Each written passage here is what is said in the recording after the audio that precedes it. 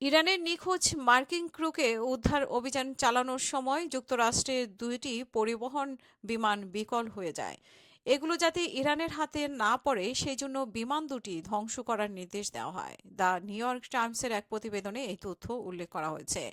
ইরানে গত শুক্রবার ভূপাতিত মার্কিন যুদ্ধবিমান F-15E এর পাইলট ও ক্রুকে উদ্ধারের পরিচালিত উচ্চ ঝুঁকিপূর্ণ এই অভিযানের নতুন নতুন তথ্য এখন সামনে আসছে।